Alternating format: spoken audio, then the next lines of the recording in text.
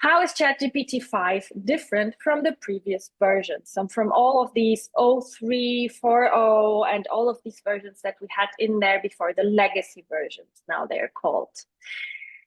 I summarized this in my observations, but also from sites from OpenAI, but all as like I checked it all from my perspective. So I will give a lot of my experience in here as well.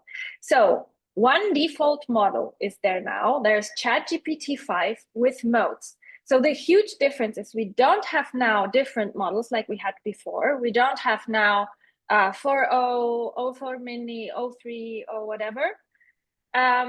We have one model with different modes of thinking and pro. We will go through that in a minute. So it's a bit different. And the moment it appeared, it was like this huge rollout.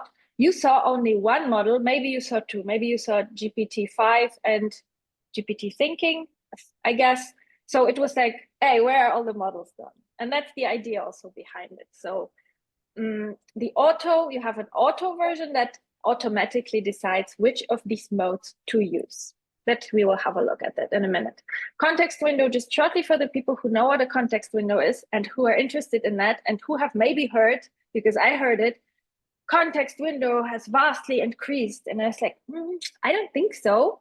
And I checked, and from what I found, it has not increased. So the fast mode, which is kind of like 4.0 before, is the same. And the thinking mode is even slightly smaller. And I already saw posts about it. People are complaining. Why is now the reasoning model has a smaller context? When is this important? When you deal with huge files, for example. You have a huge file and you want to talk about it a lot in one chat, then it gets difficult. You can hit the context window limit, which I did with GPT-5. So I will also tell about that. Reasoning on demand. So this is new. When a task looks complex, GPT-5 can take extra thinking steps to produce a more careful answer. And it can even pivot. So it can start by answering you quickly, or maybe the other way. No, I think it can start by, for example, reasoning on a low level, but then realize, I need more, I need to do more, and then pivot into deeper thinking, which is very interesting. And back. So there is an option that you can even trigger. If it starts thinking deeply and it was an easy question and you don't want it, then you can stop it by hitting like, give me a quick answer. We'll have a look at that as well.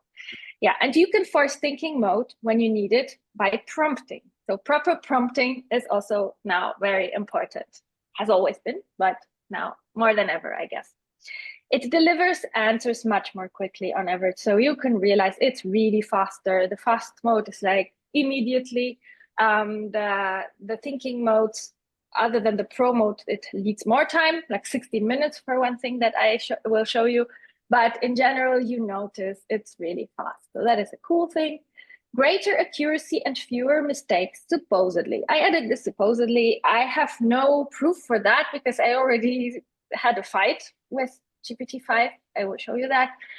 It gave me wrong answers. But as for the numbers, they are saying from the test, it shows that the hallucination rate has gone down.